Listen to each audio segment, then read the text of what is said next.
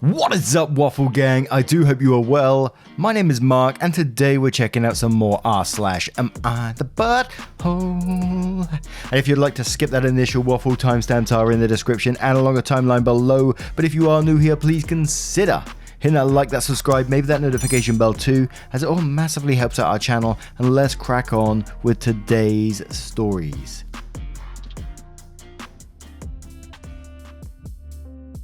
Now, our first story does follow with an update, and it's from a throwaway account titled, "Am I the arsehole for asking my boyfriend to charge his family member for fraud?" Throwaway account. Backstory: I, 27 female, and my boyfriend, 34 male, have been together 5 years and have worked really hard to save for a house. 2 weeks ago, we fell in love with a house and we put down an initial deposit to hold the property. The house won't be built until the end of 2022. We've been in talks with a mortgage broker and the builder's finance people. Last week we received some shocking news when my boyfriend's credit score came back as being bad.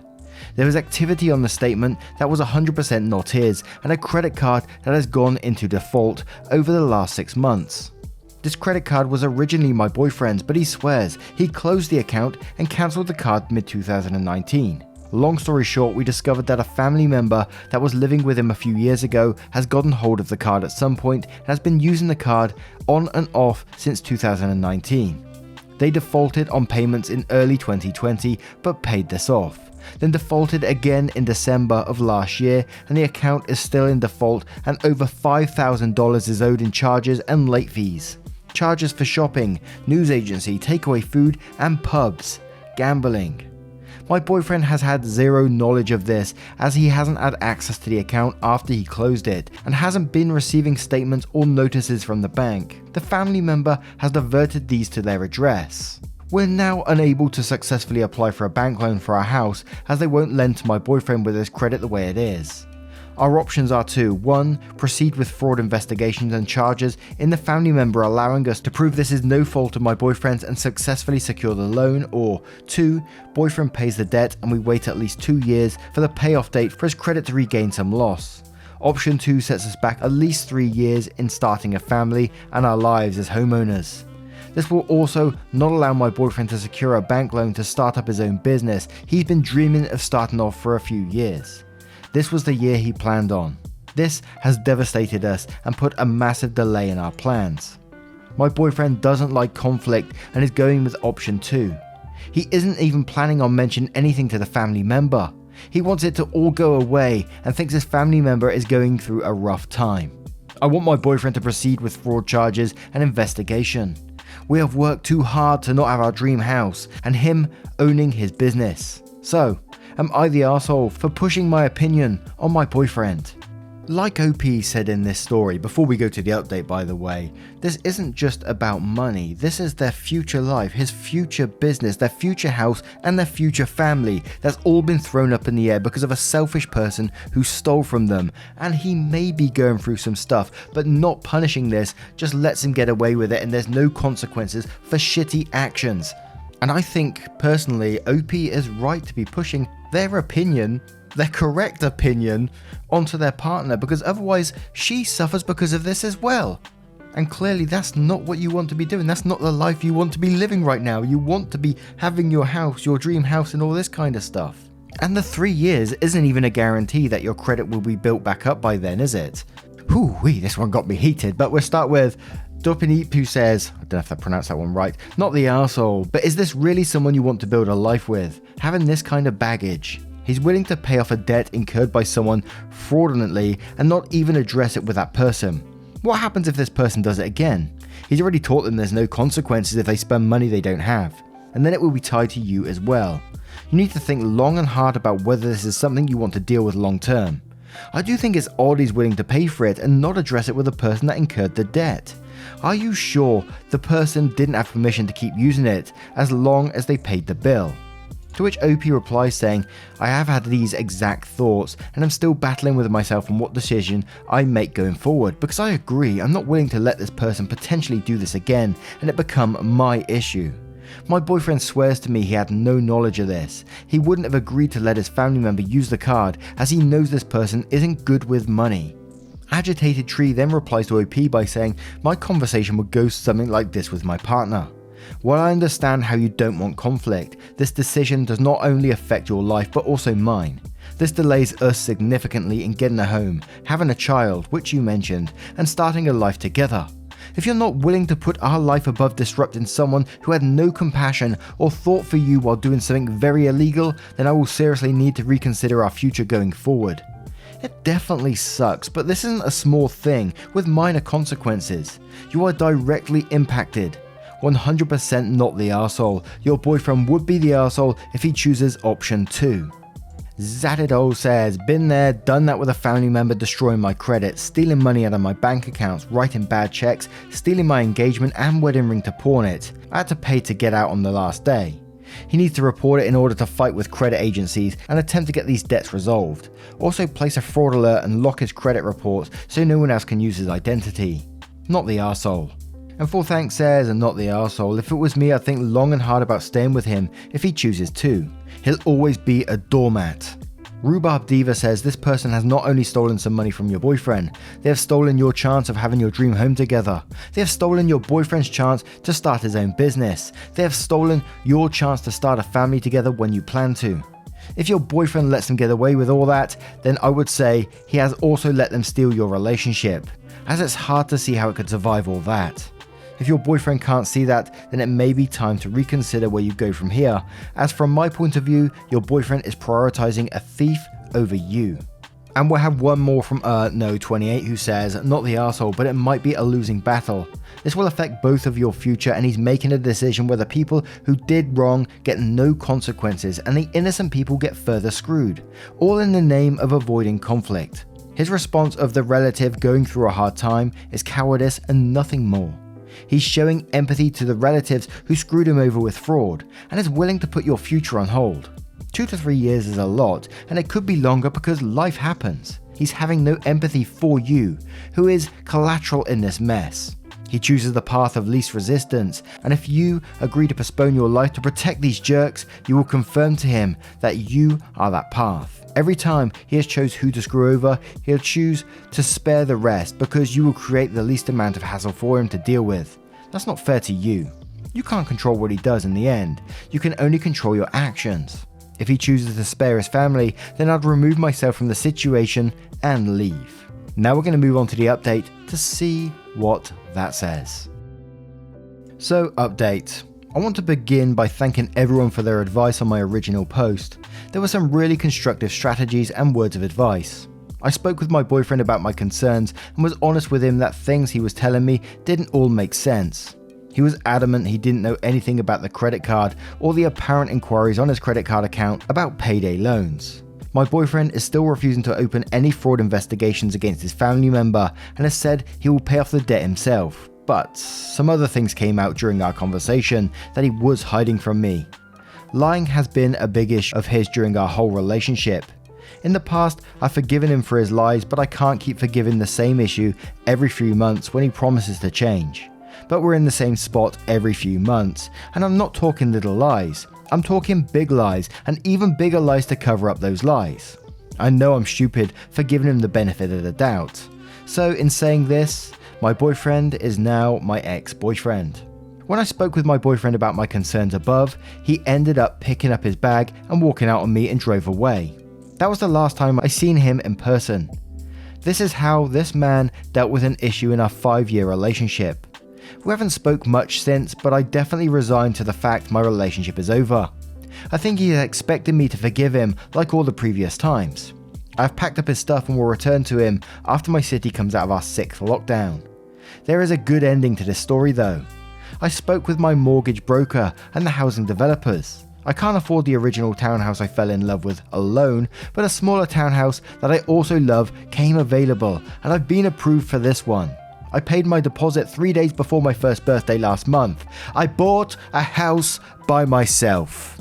Absolutely golden ending to that as well. I'm sorry about the relationship, but you got your own townhouse and, you know, it didn't sound like much was going to change in that relationship anyway, and it sounded like there was some issues with lying to begin with, which is never great to build something on, especially when you look thinking about having children and your future as well. So I am going to take this as a wholesome update as we can actually get in this situation. I think it's positive. I think you moving on. I don't always think that breaking up, and splitting from a relationship is always a negative, because I don't think it is in this situation. But what are your thoughts on this story? Let me know your thoughts in the comments below, and we'll move on to the next one. And our next story comes from IX2021. Am I the arsehole for making my fiance choose between me and her family? I lost my late wife to breast cancer years ago. I have a 19-year-old son, Chris, who's been through so much ever since his mother's passing. We grew close because of this tragedy, and he's been the most important thing in my life since he was born. I met a wonderful woman, Melanie, 2 years ago, and we got engaged a few months back. We're getting married this month and already have everything set. Now on to the issue at hand. My in-laws are extremely conservative. They come from the deep south. They met Chris's boyfriend by chance at our house and were extremely uncomfortable, even though my son's boyfriend is sweet and well-mannered. They acted cold towards him and Chris and left dinner early. I spoke with Melanie about it, and she asked me to give them time to adjust since we're a blended family.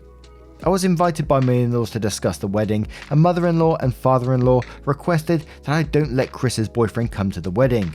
I asked why, and they gave no reason, just that they were uncomfortable with Chris's boyfriend around. I figured it had to do with their beliefs, and they asked me to please respect that and not argue about it. I decided I wanted to argue about it and told them Chris's boyfriend is invited and will attend my wedding. They attempted to talk me into using an excuse to uninvite him if I was worried about Chris's reaction, but I refused and told them they have a choice not to attend if they were uncomfortable, and then I left.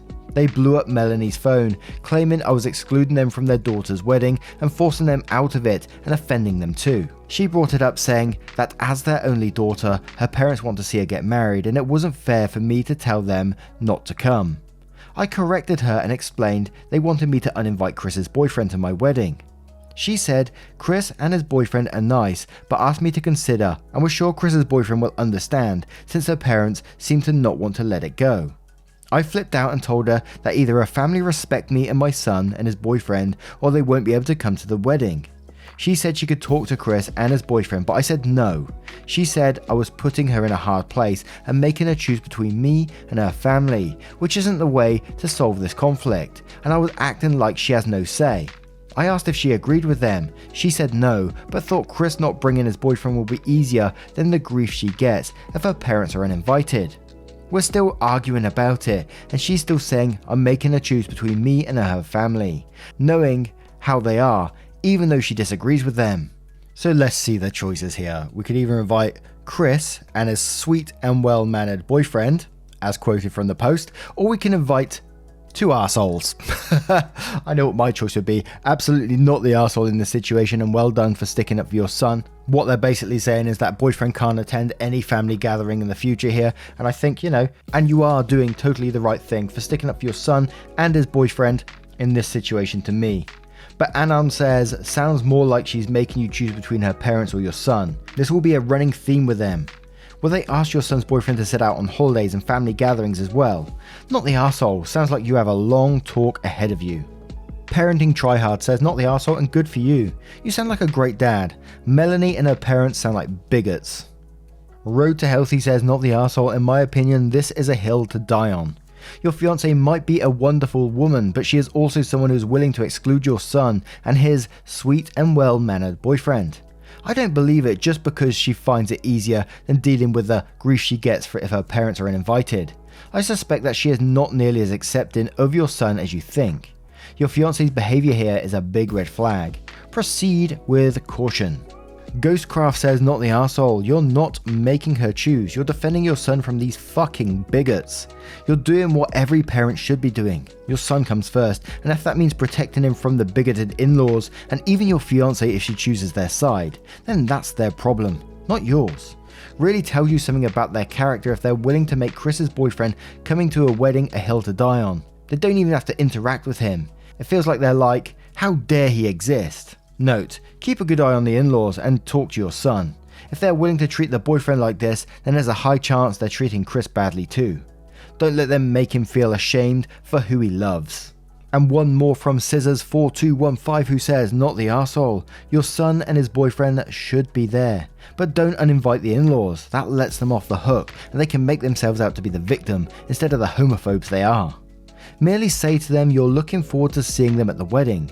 Same as you're looking forward to Chris and his boyfriend attending.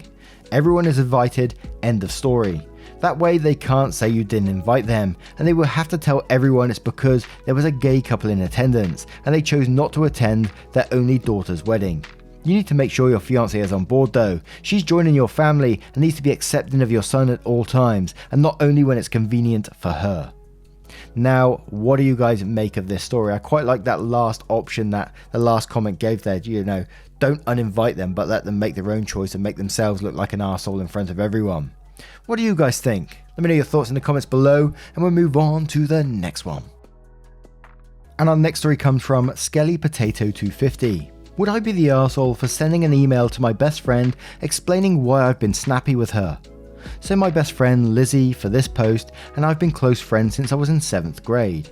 We both are 16, 7 months apart, play the French horn and met because of band. I started French horn this year, the year she came to the school, so we became fast friends. Although we're both born in 2005, I was born after the cut-off for school. Hence Lizzie is a junior this year and I'm a sophomore. Despite this, she has always treated me not as an annoying child but as her equal.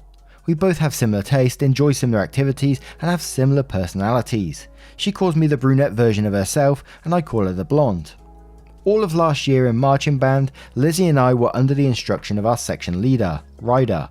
Ryder is a senior this year and always been like an idol for me in school, especially in band. Ryder is a great leader and I welcomed critique from him, given that it was my first year. I was and still am eager to please him. This is strange for me as I've always been very independent and hate taking orders or instructions when I didn't ask. Let me clarify, there is nothing romantic between us. He is more of an older brother to me. This year, Ryder took over as field commander, so Lizzie became my section leader. In addition, Lizzie became the band secretary. The secretary, along with the president, field commanders, etc., are band officers who are in charge of everyone. Without Ryder, and given that Lizzie is also a band officer, Lizzie now has authority over me. Lizzie is one of the nicest, sweetest, funniest and most chill people I know. She would never want to hurt me. However, now that Lizzie is in charge, I feel myself snapping at her more and taking her critique as more of an annoyance.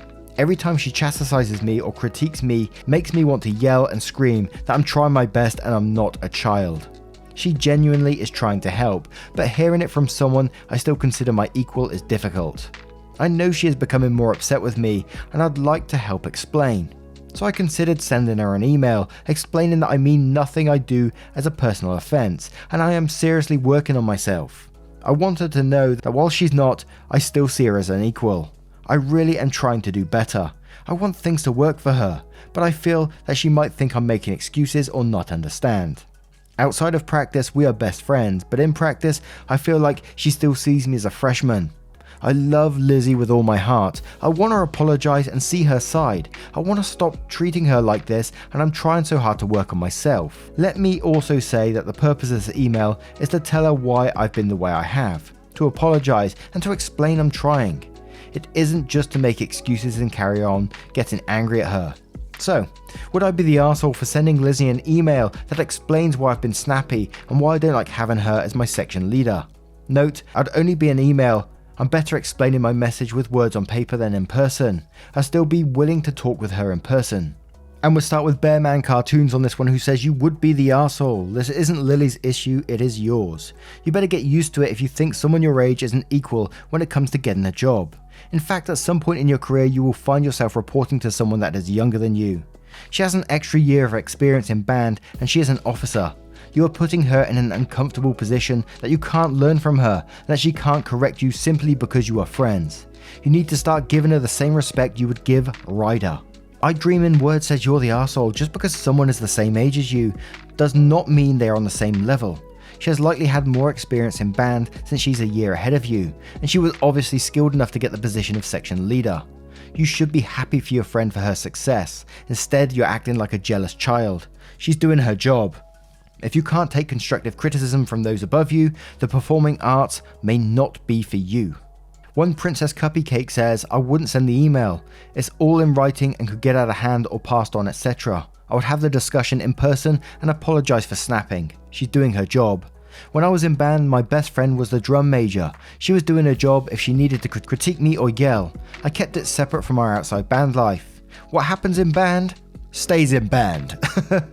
And Vold says, you're the arsehole, you are acting like a brat. You are giving preferential treatment to those in authority. Your friend is in charge and you should be listening to her.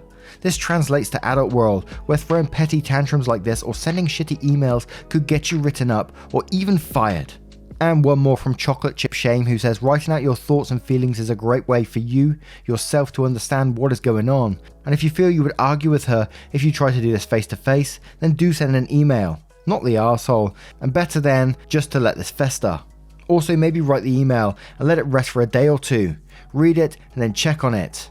And then check if this is really what you want to send. Rewrite if you need to. Now, what do you guys think of this one? What should OP do in this situation? Is an email sufficient? Should it be done face to face, or is there a better way to resolve this issue?